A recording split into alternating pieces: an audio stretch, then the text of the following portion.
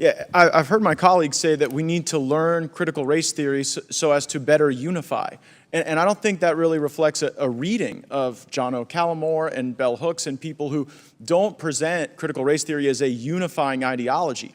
Critical race theory is an explicit critique of the civil rights movement. It is a critique of Martin Luther King saying that people write in the principal text of critical race theory that the civil rights movement got it wrong because the civil rights movement sought to have us come together as a nation and live in one country. So this is a separatist ideology. And I want to make clear, we're not trying to limit people's reading or understanding of things. Do that on your own time. But when it comes to the United States military, we should not be teaching people that immutable traits like their race define their destiny. And while there will be further debate on critical race theory and whether or not we should have it at all, I want to get back to the substance of this amendment, which is merely a report on how much we're doing it and what it costs. And the reason that report is so essential is because we have observed in armed services where the top brass sometimes truly doesn't know that some of this pedagogy is ongoing. I had to hold up the What is White Privilege book that was being used at DOA. And I thank Chairman Banks for consistently bringing in people so that we could confront them with the critical race theory and the odd divisive ideologies that were being presented to our military. So I think you can support critical race theory, though I don't, and still vote for this amendment because it's merely reflecting how much of it is going on. And then if people want to defend that type of divisive conduct, we'll have debates and we'll have votes and hopefully we'll eradicate it. I thank the gentleman for yielding. I'll yield back. Great, thank you very much. What's been interesting about this conversation is that critical race theory has been weaponized as a political tool. And we are mixing up DEI with CRT. Critical race theory simply looks at American racism and how it has shaped public policy over time. And running away from history does not help us have a stronger military. Being afraid of discussing systems does not help us have a stronger military, especially when we have the best and the brightest joining the military and we're insulting their intelligence by thinking that they can't talk about this, that they're being brainwashed. That is insulting to them and insulting to the military. As I look at this debate and how it's going to play out, Mr. Horsford was right. This is simply a ploy to get rid of DEI and to weaponize it. 40% of the people who serve in the military are people of color. 20% are African American. People who are in the military should feel as though they're getting a fair shot at promotion, at military justice, and that their basic needs are being met. But by trying to weaponize this topic, we are doing ourselves a big disservice. But here's the one suggestion I have for my friends across the aisle. Listen to the lived experience of people who are part of minority groups. Look at the stark difference between one side of this room and the other side of this room. When you are taking time to listen, you make better decisions. When you are taking time to learn from others, you're going to be more effective. If we want a stronger military, we cannot run from CRT, and we must embrace DEI as a central part of how we lead. I yield back, sir. Gentlelady yields back. Chair now recognizes the gentlelady from Michigan, Ms. McClain. I'll make one comment. I agree with you. We should listen and we should learn. That's why I don't know why we're afraid of doing a report. To listen and to learn. But again, let's not let the facts get in the way of a good story. And with that, I yield my time to Mr. Gaetz. Yeah, the gentlelady who spoke on the other side of the aisle said that critical race theory had been politically weaponized. And I could not agree more. It has been politically weaponized by the left against people when you explain as the central premise of critical race theory that people are captive to their immutable traits. And to suggest that it is insulting to the military to not subject this to this. No, what's insulting to the military is to sit people down and tell them that by virtue of their skin color, they are inherently oppressed or an oppressor, and that is inescapable. That is considerably more offensive than an amendment to talk about whether or not this is the right and just thing for the Department of Defense to be engaged in. I would further observe that the way critical race theory is presented is not like an understanding of history. That would still be fully allowed under any of the amendments that are being considered today. It's just that we don't tell people that they are locked in to this future because it's fundamentally un-American.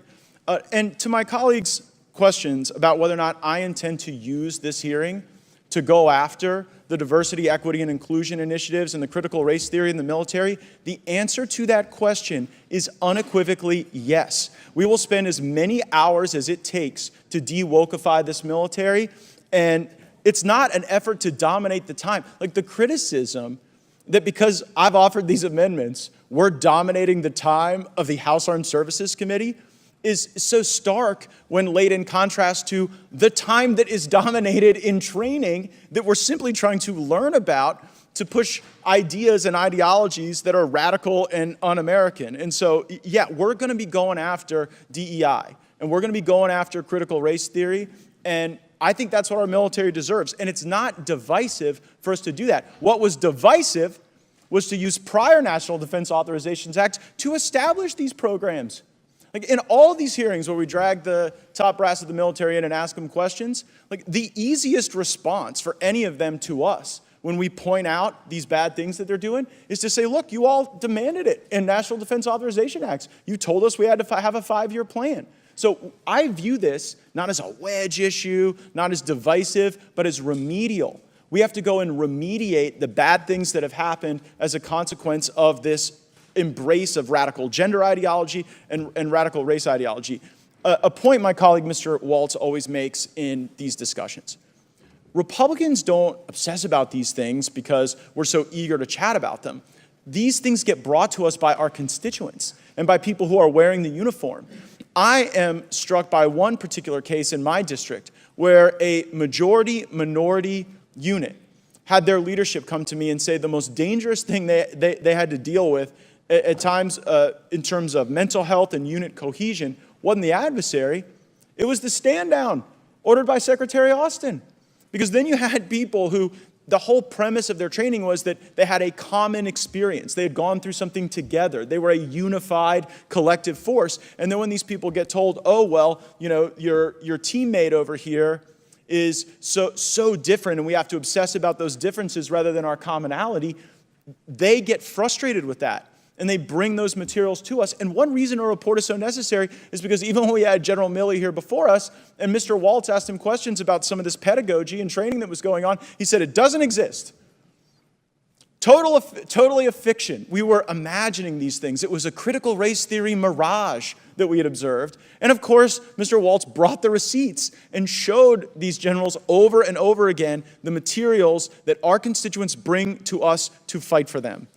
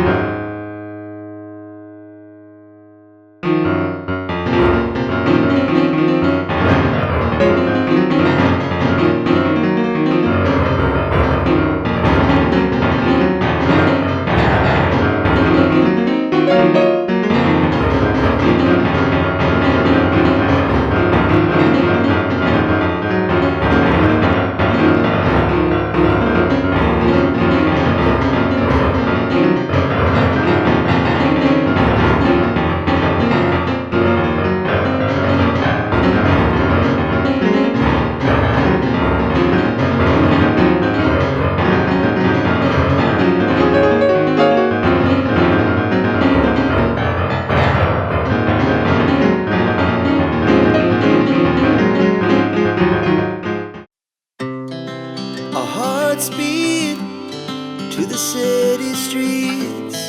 We began to feel the fire. We rise like tall buildings as the chemicals, they take us higher.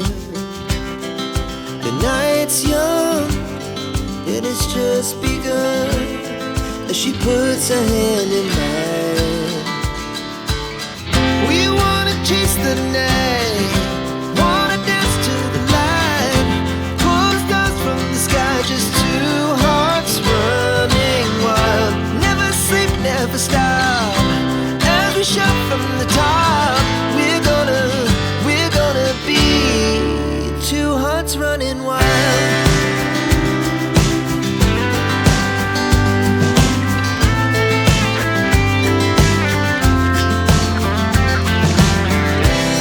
Now the morning is the afternoon. We lay awake in bed. The glass so loud as the hours pass. We're gonna do it all again. We wanna chase the night, wanna dance to the light, pull the stars from the sky, just two hearts running wild. Never sleep, never stop, as we shout from the top. We're gonna be, we're gonna be two hearts running wild.